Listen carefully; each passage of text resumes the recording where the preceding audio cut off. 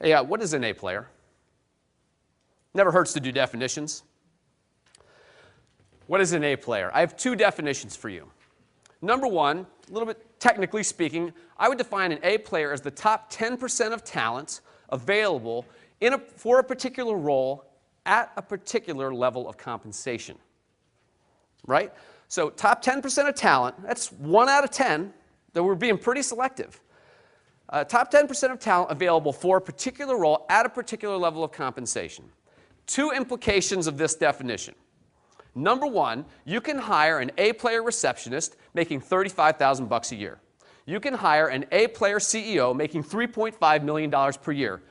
Totally different people, right? Obviously. Completely different skill sets, bringing completely different things to the party. They are both A players. Why so? Because an A player is defined by the role that they fill. An A player is job specific.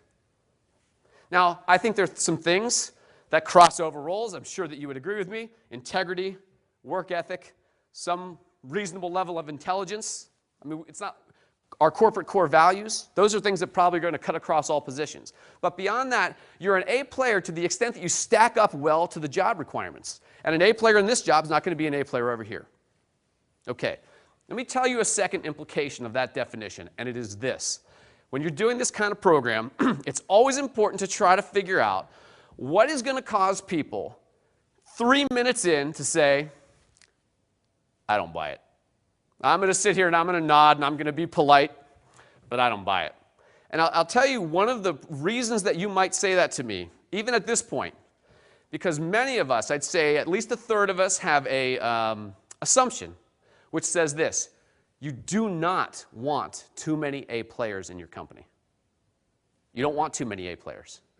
And I'll tell you why, you're going to say to me. And you're saying this not based upon some theoretical classroom discussion. You're based upon your business experience, because you have a working definition, whether you know it or not, of an A player as difficult but top-notch. Difficult but top-notch. Fantastic performer, huge pain in the ass. That's kind of operatively, right? Right? This is how operatively we tend to define A players. That's not my definition. Now, I'm not saying that we don't have to put up with some things sometimes that we don't like in order to get the talent that we want. Often in business development roles and in technical roles, in order to get the talent that not all the time, but sometimes in order to get the talent that we want or keep the talent that we want, we put up with some behavior that we don't necessarily like. I don't disagree with that. But my definition of A player means that I think that we can have an A player in every role, or at least make that the goal. At least make that the goal. As opposed to saying, no, my goal is a bell curve. Because if our goal is the bell curve, what we're going to end up with is not going to be really pretty. You know? Okay. Does that make sense? All right. Here's my second definition of an A player. My second definition of an A player is somebody who can do a role better than you can do it, and you trust that they're going to get it done. I mean, that's just gut level, common sense.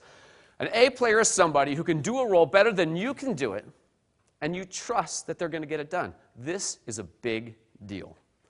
It's a big deal because too many of us and too many of our managers are doing our jobs and other people's jobs. And we do it chronically. We do it all the time.